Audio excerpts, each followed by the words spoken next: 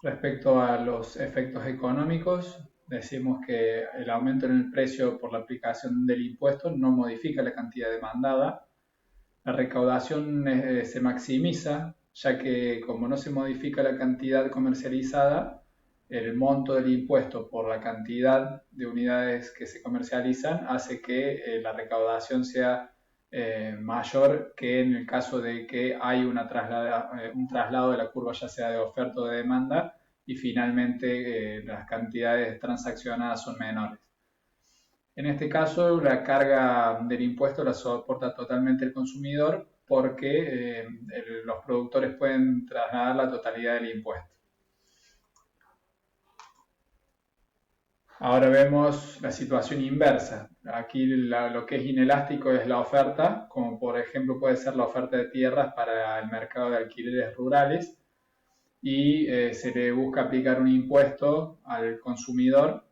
En este caso, el consumidor sería un productor que quiere, por ejemplo, arrendarle la tierra a alguien que sea propietario y el Estado le quiera cobrar un impuesto. Sin embargo, la rentabilidad que otorga la inversión ante ese impuesto va a bajar. Entonces, el productor le va a reclamar al propietario que se haga cargo él de ese impuesto, porque si no, va a preferir invertir ese dinero en otro sector de la economía que le reditúe una mayor rentabilidad. Por lo tanto, eso va a suceder a nivel generalizado y va a provocar que el costo del impuesto lo tenga que internalizar en su totalidad el oferente. En este caso decíamos que partimos del punto A, donde la cantidad Q0 y el precio P0, y el impuesto al recaer sobre el consumidor, que en este caso sería el productor que quiera alquilar, no le va a modificar el precio, él finalmente va a pagar el mismo precio, pero es como si la curva de demanda se trasladara hacia abajo hasta el punto B, que es el precio que va a recibir el dueño de la tierra. Cuando decíamos el tema de la recaudación, eh, sería el rectángulo que se forma entre la distancia de 0 a Q0, ¿sí? Es decir, desde el origen hasta la curva de oferta, y la distancia que hay entre el precio inicial menos el impuesto, ¿sí? Sería ese rectángulo que se forma ahí, es lo que estaría recaudando el Estado. Bueno, en este caso, nuevamente, el aumento de precio no va a modificar la cantidad ofrecida porque permanece constante.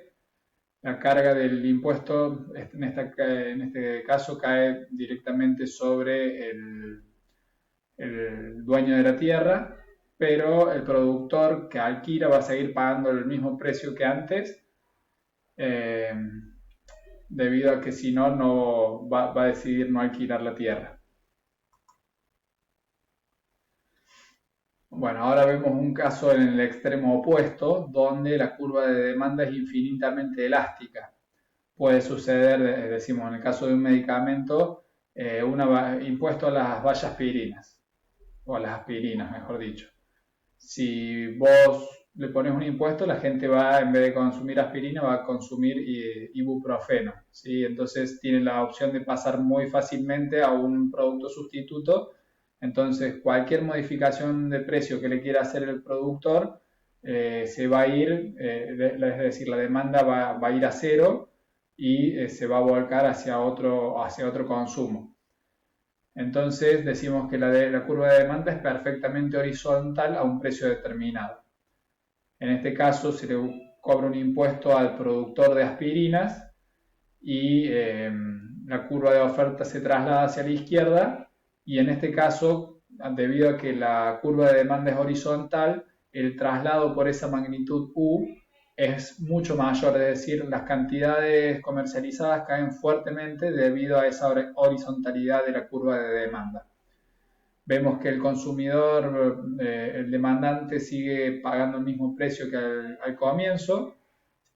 Sin embargo, el productor va a recibir el P2, que es el precio inicial menos el impuesto. Es decir, la carga del impuesto recae en su totalidad sobre el productor.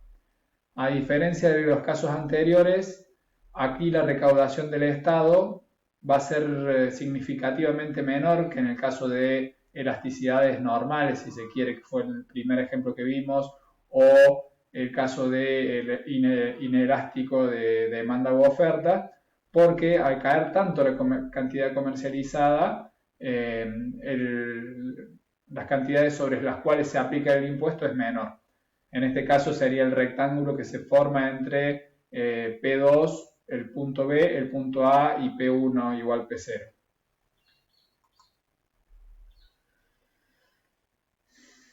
Bueno, este punto ya lo hemos mencionado. Otro caso puede ser que la curva de oferta sea perfectamente elástica. Sería el mercado de casas de alquiler en verano. Si el Estado le quiere poner un impuesto que termina haciendo que el que tiene casas, no sé, en las sierras de Córdoba, decida en vez de darlas en alquiler, ir él en verano a esa casa, va a hacer que si no le pagan el precio que él está buscando, no existe la oferta de esa casa. Por lo tanto, impacta directamente sobre el demandante, va a ser el que va a tener que hacer frente finalmente a ese impuesto. Entonces, la curva de demanda se va a desplazar hacia abajo, que sería hacia la izquierda en realidad, y el precio va a terminar aumentando, el precio que paga va a terminar aumentando. En este caso, al igual que recién, la recaudación del Estado va a caer en gran medida porque las cantidades comercializadas bajan fuertemente. En el caso, bueno, esto recién lo mencionábamos, así que lo vamos a pasar. La conclusión a la que podemos llegar respecto a todos estos casos que hemos desarrollado es que en el precio, cómo va a variar y por ende la capacidad de trasladar el tributo por parte de las empresas va a ser mayor mientras más inelástica es la curva de demanda y mientras más elástica es la oferta. Es decir, mientras menos posibilidades tenga el consumidor de irse hacia otro tipo de bienes y dejar de consumir ese bien, o mientras más posibilidades tenga el productor de producir otro tipo de bienes, más posibilidades va a tener de trasladar el tributo al consumidor final. Respecto a las cantidades, va a tener menos variación mientras más inelásticas sean las curvas de demanda y oferta. Y la recaudación del Estado va a estar ligada a este último punto. Mientras menos se puedan mover oferta y demanda, más va a poder recaudar. Bueno, recién estábamos analizando casos de incidencia de un impuesto en un enfoque de economía cerrada. El análisis cambia cuando empezamos a considerar una economía abierta al resto del mundo. Acá se va a competir por ganar mercados en el caso de la exportación, o se va a competir contra productos de otros países en el caso de un bien importable. Vamos en primer lugar a analizar un bien exportable cuando se le aplica un impuesto a los vendedores locales. Para ayudarlos en la interpretación del gráfico, primero vemos la demanda local que va de D a D, ¿sí? Que es la curva descendente, y la oferta local inicial es la que tiene el nombre de S. Sin embargo, la curva de demanda que se forma va del punto D al punto A al punto B, sería esa horizontal más ese tramo inicial de la curva de demanda. ¿Por qué es eso? Porque en los primeros tramos de la curva de demanda, el precio que pagan los demandantes internos está por encima del precio internacional, por lo tanto los oferentes van a optar por venderle a esos consumidores. Sin embargo, para las unidades siguientes a partir del punto A, los consumidores locales están dispuestos a pagar menos que lo que podría recibir el productor de ese bien si lo exporta. Entonces, la curva de demanda que enfrenta el productor de ese bien es la que se forma, como decíamos, en esa especie de L, si se quiere, del punto D a B. Bueno, entonces en este caso el punto B es el punto inicial donde la cantidad comercializada está representada por Q0 y ante ante la aplicación del impuesto sobre los vendedores locales, se va a desplazar la curva de oferta a S'. Y en este caso, eh, las cantidades comercializadas van a caer hasta Q2. La distancia que antes se exportaba era de Q1 a Q0, ¿sí? Porque el resto se vendía en mercado interno, y ahora como las empresas de esa economía van a ser menos competitivas, lo que se va a exportar es la cantidad que va de Q1 a Q2. Entonces, cuando analizamos los efectos económicos de este caso, el precio que pagan los demandantes permanece igual porque, y más en el comercio internacional, las empresas son precio aceptantes, por lo tanto no pueden salir a decirle al comprador externo, bueno, ahora te cobro más debido a que el gobierno de mi país me cobra un impuesto. Si vos no llegas al precio de mercado externo, le compran a otro país. Entonces, la incidencia del impuesto va a recaer en su totalidad sobre el productor local y el precio que va a recibir los oferentes cae en la cantidad U, que sería la magnitud del impuesto. Entonces, como para tenerlo en cuenta, van a caer las exportaciones y eso tiene un efecto sobre el balance de pagos negativo porque van a ingresar menos divisas a ese país.